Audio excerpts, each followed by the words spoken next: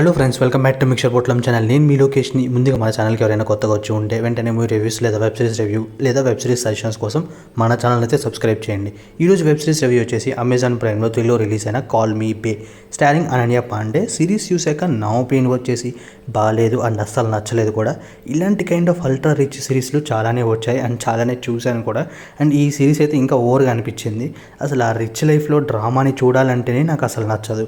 అందులోని ఇలాంటి ultra richness అయితే చూపిస్తారు మనకి, అస్సలు తట్టుకోలేమనిపించింది. కామెడీ డ్రామా జానర్ బేస్డ్ అయిన ఈ సిరీస్ చూశాక నాకైతే అసలు కామెడీ ఎక్కడ ఉందని అనిపించింది. అఫ్ కోర్స్ అనేవి రిచ్ ఫ్యామిలీలో అయినా ఉంటుంది, దాన్ని నార్మల్గా చూపిస్తేనే బాగుంటుంది. లేదా ఇలా హైఫై వర్డ్స్ లేదా హైఫై డ్రామా ఆర్ హైఫై రిచ్నెస్లో చూపించాలంటే చాలా కష్టం అని చూడడానికి కూడా. నాకు తెలిసి ఈ సిరీస్ మొత్తం కూడా ప్రతి పనిలోనూ ఎక్కడ చూసినా రిచ్గానే ఉండాలి, రిచ్గానే చేయాలన్నట్టు చూపిస్తారు. సో దానివల్ల చూడాలి అన్న ఇంట్రెస్ట్ కూడా పోయింది.